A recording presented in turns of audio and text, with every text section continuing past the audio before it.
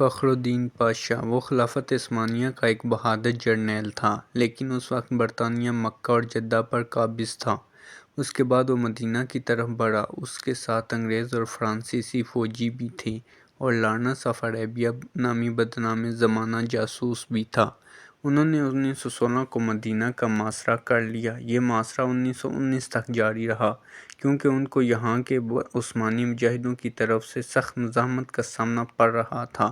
اس وقت مدینہ شہر کا دفاع ایک عثمانی سپہ سالار فخری پاشا یا عمر فخر الدین پاشا کے زیر نگرانی تھا۔ یہ شخص انتہائی دلیر اور صاحب ایمان تھا۔ مدینہ کے باسی اس کی بہادری اور حسن انتظام پر بہت پسند کرتے تھے۔ عربوں کی غداری کی وجہ سے عثمانیہ کو شدید دھچکا لگا اور برطانیہ اور اس کے اتحادی بڑی تیزی سے عثمانیہ کے علاقوں کو اپنے قبضے میں لیتے جا رہے تھے۔ عثمانیہ کے اتحادی بلغاریہ کے ہتھیار ڈالنے پر جرمنی نے بھی ہتھیار ڈالے اور اسی وجہ سے بالآخر سلطنت عثمانیہ کو بھی برطانیہ اور اتحادیوں کے سامنے ہتھیار ڈالنے پڑے۔ اس وقت شریف مکہ اور ان کے بیٹے علی فیصل اور عبداللہ اس خیال میں تھے کہ اب فخر الدین بھی ہتھیار ڈال دے گا اور مدینہ اس کے ہاتھ میں آ جائے گا، لیکن اس نے ہتھیار نہیں ڈالے اور برابر لڑتا رہا۔ فخر الدین کو باہر سے کوئی امداد نہیں پہنچ رہی تھی۔ محاصرے کے دوران مدینہ پر 130 بار حملہ کیا گیا اور 30 اپریل 1918 کو مدینہ کی مقدس سرزمین پر 300 بم برسائے گئے۔ کھانے پینے کی چیزیں ختم ہو چکی تھیں اور فخر الدین اور اس کی فوج ڈٹے کھاتے رہے، لیکن ہتھیار نہیں ڈالے۔ اس کو خواب میں حضور اکرم صلی اللہ علیہ وسلم نے حکم دیا تھا کہ ہتھیار نہیں ڈالنا۔ جمعہ کے دن فخر الدین پاشا مسجد نبوی میں نماز جمعہ کے دوران خطبہ دینے ممبر کی سیڑھیوں پر چڑھنے لگے تو آدھے ہی راستے میں رک گئے اور اپنا چہرہ حضور اکرم صلی اللہ علیہ وسلم کے مبارک روضے کی طرف کر کے کہنے لگے، یا رسول اللہ، میں آپ کو نہیں چھوڑوں گا۔ اس کے بعد اس نے نمازیوں اور مجاہدین سے ولولہ انگیز خطاب کیا، مسلمانوں، میں تم میں سے حضور کا نام لے کر جہاد کی اپیل کرتا ہوں۔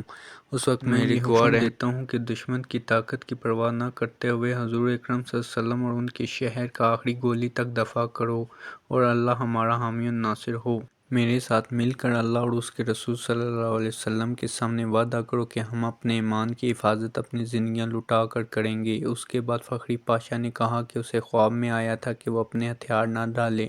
اگست 1918 میں جب اسے شریف سے پیغام آیا کہ ہتھیار ڈال دو تو اس نے ان الفاظ میں جواب دیا، فخری پاشا کی طرف سے جو عثمانی افواج کا سپہ سالار اور سب سے مقدس شہر مدینہ کا محافظ اور حضور صلی اللہ علیہ وسلم کا ادنی غلام ہے۔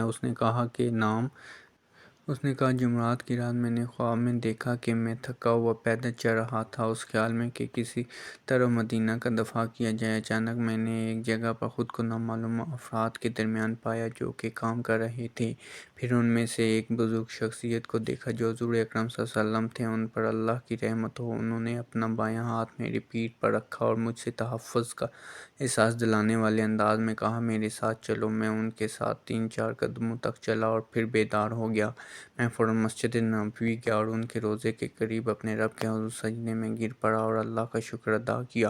اب میں حضور اکرم صلی اللہ علیہ وسلم کی پناہ میں ہوں جو میرے سپہ سالار اعلیٰ ہیں۔ میں مدینہ کی عمارتوں، سڑکوں اور ان کی حدود کے دفاع میں دل و جان سے مصروف ہوں۔ اب مجھے بیکار پیشکشوں سے تنگ نہ کرو۔ 30 اکتوبر 1918 کو سلطنت عثمانیہ نے ہتھیار ڈال دیے اور وزیر جنگ سے فخری پاشا کو پیغام بھیجا کہ ہم معاہدہ کر کے ہتھیار ڈال دیتے ہیں۔ اس پر عثمانیہ نے اپنے عہدے سے برطرف کر دیا، لیکن اس کے باوجود بھی وہ ڈٹے رہے، اس طرح لڑتے رہے اور اس طرح جنگ ختم ہونے کے باوجود یہ عاشق رسول صلی اللہ علیہ وسلم 72 دن تک اکیلے عرب باغیوں اور برطانیہ اور اس کے اتحادیوں سے لڑتے رہے اور اپنے چھوٹے سے دستے سے مدینہ کی حفاظت کرتے رہے۔